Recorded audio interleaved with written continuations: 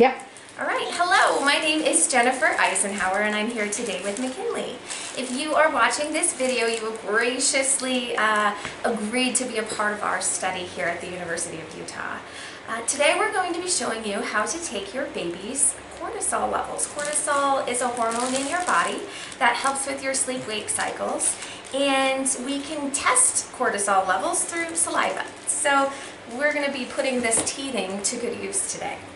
So though you won't need to glove up, I will go ahead and do so because McKinley is not my own child, but graciously he's on loan today. Yeah, do you hear that? So with diurnal cortisol, we are interested in the very moments of wake up and about 30 minutes before bed. You're going to be getting one of these binders here. Hello, look, it's pink, huh? And in here, we're going to be provide you with some instructions. I think a couple of things of note here. The most important part of cortisol collection, or saliva collection, is when you take it. So a couple of reminders. The first thing is, it's important that your child has not had anything to eat or drink and that their teeth have not been brushed if they have them. So we want you to be just clean mouth and take that right around the time they wake up. I think that it's helpful to get cortisol measures, as you're doing that first morning diaper change.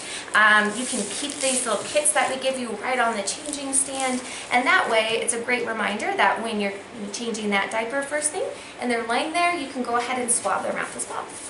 The next thing to note is that with these swabs, they look just like this. These are little cotton rolls that you get them as saturated as you can with saliva.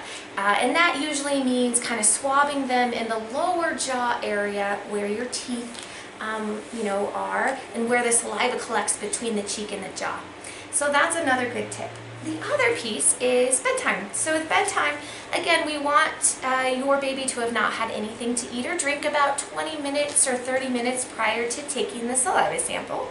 And when you take it, we want it to be about 30 minutes before your child goes to bed.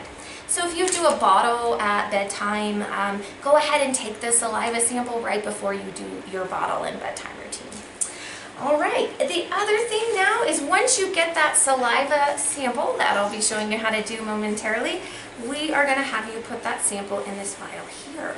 You will go ahead and take, hello mister, you will go ahead and take the swab, put it into the vial, trim it, put this cap back on here, and then you'll keep these in the freezer. So you'll go ahead and take the sample, put it back in the bag, and you'll put the date and the time that the saliva sample was collected. In the binder here, we're going to ask you to go ahead and mark a couple of things here. Are you going to do it for me, mister? Yes.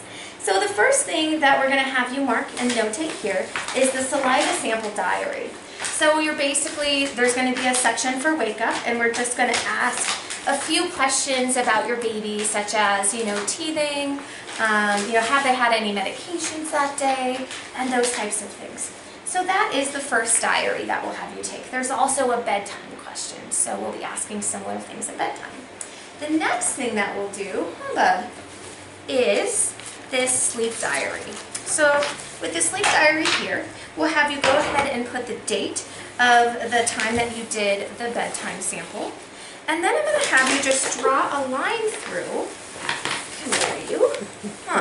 we're going to draw a line through all of the times your child remained asleep. So there are sometimes some questions here around, what if they woke up?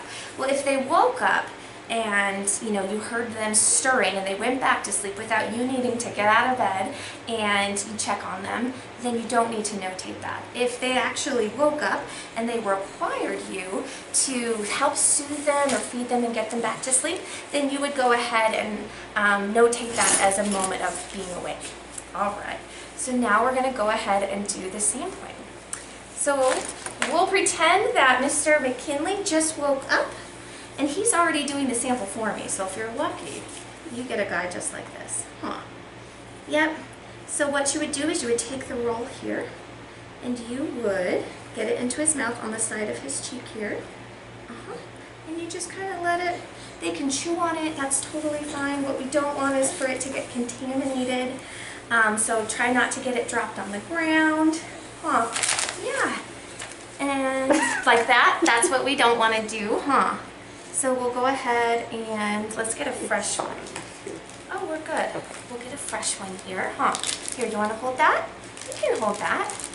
And I'll get a new one. Yeah. Let's see. What's in there, What's in there? Oh, there we go. All right. So we got a fresh one here.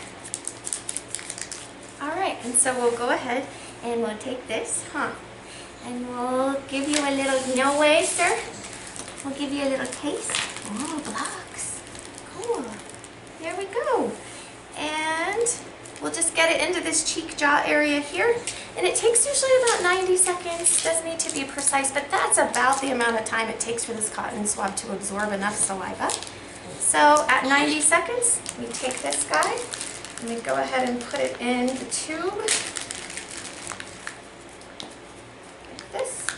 And then you would go ahead and trim, and you could put the cap back like this. And then you would put it back in the bag, mark the date and the time, and then keep it in the freezer. And then we will collect your samples when we come for your home visit and we drop off supplies. We'll be collecting those at that time. So an important thing is just to keep them frozen until your researcher arrives at your home. If you have any questions at all in our little pink binder here, you can call our lab manager, Celine, and ask questions as you have them. And hopefully your baby is as easy as McKinley. All right. Thanks so much for your time and for volunteering.